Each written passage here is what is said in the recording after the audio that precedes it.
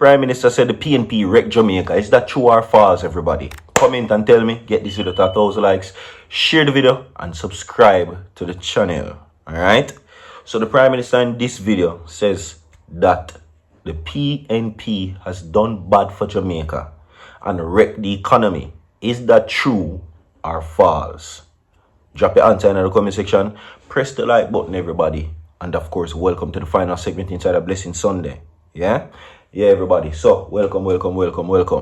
Is it true or false? Because we have heard this argument and we'll settle it once and for all. Alright? Yes. The Prime Minister says that the People's National Party, the comrades, must not be allowed to win Jamaica again because they must go sink Jamaica into the abyss as what they did before. And there's a history and track record goes to show that PNP is wrecking the country and or has wrecked it before. You understand? Is it true or false? That is the question. Tell me your answer in the comment section. Share the video, subscribe, and of course leave a like on the video, everybody. Now, of course, certain things were said as it relates to certain situations, right? And some of the things now is which party is really better for Jamaica. You understand? Some people would argue with Andrew Holness and say, well, a lie, Mattel, false. That's misinformation. While other people would say it is true, because ultimately, when you look at the situation surrounding the People's National Party and the big finsack that still, wraps many persons' mind about what it did, who is to be blamed? So, true or false? PNP wrecked Jamaica. And, you are going to tell me in the comment section.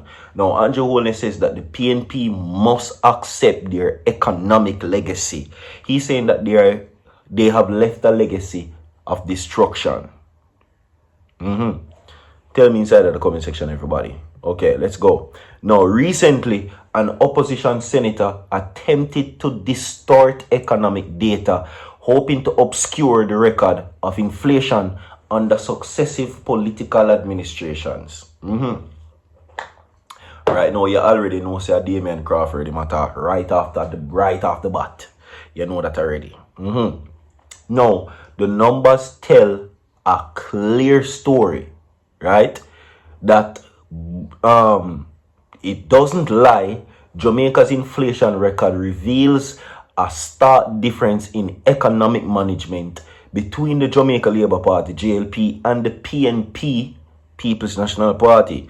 Now, the two administrations that have delivered the lowest average annual inflation since independence are the Jamaica Labour Party-led government in 1962 to 1972, which was a 4.7% inflation per year, and the JLP administration since 2016, 5.5% average inflation per year. Okay, now contrast this with the PNP record, particularly the catastrophic 1989 to 2007 period. Over this 18.5-year period, inflation totaled a staggering 2,249%, averaging 18.5% annually, the highest in Jamaica's history. In 1992 alone, inflation hit nearly 18%, surpassing total inflation in the United States for the entire 18-year span between 1989 and 2007. This was caused by an external shock. It was a direct result of the reckless PNP policies, is what the Prime Minister says. True or false? Comment and tell me inside of the comment section, everybody. Now, since independence, both parties have governed for roughly 31 years each. An equal time at the wicket makes for a fair comparison of batting average. Now, cumulative inflation figures revealed that under the PNP administration, inflation totaled 6,188.6%, nearly 6 times 1,076.7% total under the JLP administration. The PNP's economic stewardship has undoubtedly been defined by instability and financial hardship for ordinary Jamaicans over the decade, is what he continues to say. Now, rather than addressing these facts, the opposition senator attempted to shift the narrative by selectively comparing changes in the average annual inflation from the administration to the next. He argued that under the 2011 to 2016 PNP administration, inflation declined by 6 percentage points compared to the previous Jamaica Labour Party 2007 to 2011, while under my administration, it has only dropped by 0.8 percentage points. However, this comparison is deeply flawed and betrays a limited understanding of economics. The argument start now. They're saying that inflation does not exist in isolation. It must be carefully balanced with economic growth and employment. Too much inflation erodes purchasing power, but too little inflation can still stall economic activity, discourage investment, and lead to job losses.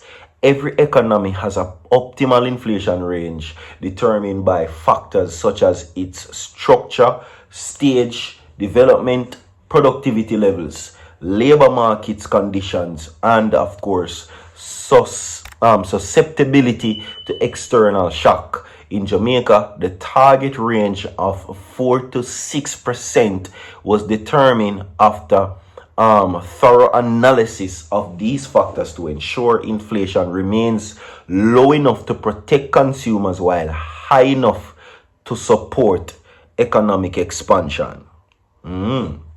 So, what this is being argued now, based on what I'm getting, is the recent announcement by Damian Crawford, where he was saying that, inflation or the condition of the economy,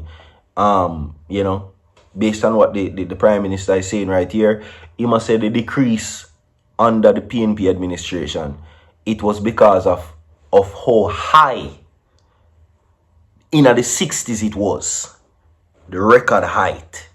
So when it dropped, I want to put it there in the first place, is what the Prime Minister said.